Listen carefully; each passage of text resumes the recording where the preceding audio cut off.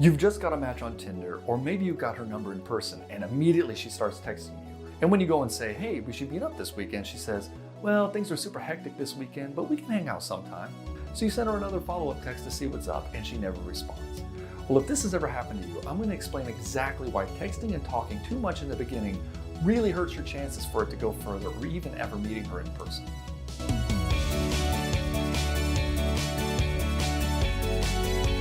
How's it going? Ed Baxter here from Genuine Attraction, where we teach introverted men how to get out of their head and into her heart so they can be their unapologetic, heartfelt selves and attract their perfect partner. So if you're new here and you enjoy what you're learning, consider subscribing. And hey, at any point during the video, check out the show notes and links in the description below. So let's get started. Men are really great at talking women out of liking them. It's true. Most women truly like most men in the beginning, but he never gets to see that because he talks too damn much and doesn't let her come to him in her own time. So here are a few points to keep in mind if you really want things to move forward consistently with the women that you are meeting. Point number 1, romance happens in person. You see, everyone is so obsessed with texting that they forget that you can't have a romantic relationship over the phone. You'll find tons of videos online about how to generate attraction through texting. Think about it. How are you actually going to romance her in this way? Are you expecting her to get so excited that she'll jump into your arms and kiss you at the first sight of you? Do you honestly think that's going to happen? Think about the reality here. I'm here to tell you that it is impossible to romance her over text in the short term. What's going to happen is you'll have this amazing, sexy texting conversation, and then when she meets you in person, the energy is going to be different because she needs to feel you in person to get a sense of you and your energy. You got to realize that a lot of people are different on the phone than they are in person. So she needs to be able to validate what she saw in the texting is true in person. So she really may say to herself, oh, well, things are going really well. But when you meet in person, you're going to have a different scenario. Texting and talking on the phone is for getting dates only, gentlemen. Don't waste your time trying to romance her and trying to sound clever over text messages.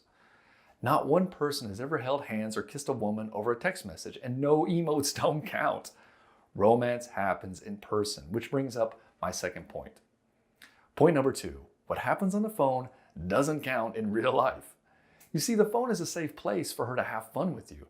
There's no real danger that she could go too far with you, and it allows her the opportunity to not respond at all or to put together the perfect text, to put on a show that might not match reality.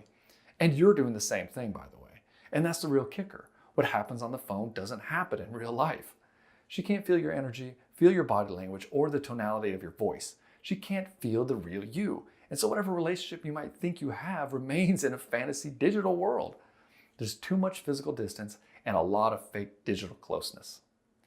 Just because she's really fun in a texting conversation doesn't mean shit in real life. I can't count the number of times I've had a great conversation with a woman through text only for it to be totally different in person. You don't want to get into a situation where you've both built up this fantasy of the other person and then have it all come crashing down once you meet them in real life. It's not really your fault or hers except for you not controlling yourself and allowing the texting to happen all the damn time. I've literally had amazing conversations about deep topics, and then on the date it's like, oh hey, remember about meditation? And she's like, yeah? And those moments only existed on the phone. Again, what happens on the phone doesn't count in real life. When you meet for the first time, you're starting at close to 0.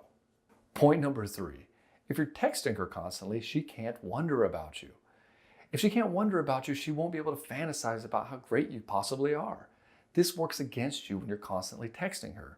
It dissipates the anticipation of actually meeting you. It makes things too comfortable in the beginning, and comfort is where friends live. There needs to be some mystery about you, not a lot of mystery. Think of it as the pepper in the salad. Women like a mystery, and they like the challenge of distracting a high-value guy from his purpose in life. They want to get lost in the romance fantasy. She really only needs to know that she's probably going to have a great time with you and you're not physically dangerous to meet you in person. You see, she wants to pull information away from you slowly over time. If a woman is interested in you, she wants to know all about you and she'll watch you very closely to figure out what kind of man you truly are. She's looking at your actions way more than what you're saying, and if you're constantly texting her all the time, you take this mystery away from her and it becomes less interesting before she gets a chance to become emotionally invested in you. By texting her all the time, you're letting her know all about you way too fast. You spoil the movie for her, so to speak. You kill the tension, and so it's not that exciting anymore. You become a friend instead of a mysterious lover. Her imagination, again, works in your favor, so don't fight against that by telling her everything. Point number 4, if you're texting her constantly, you've obviously got nothing else going on in your life. You see, what you do is way more important than what you're saying. If you're responding to her text constantly and immediately, then it gives off the impression that you have nothing else going on with your life except to text her. You make yourself way too available to somebody you barely know. You might be thinking it's a good thing that you're responsive because you want her to feel like she's not being ignored and rejected. But women don't think that way. Men do.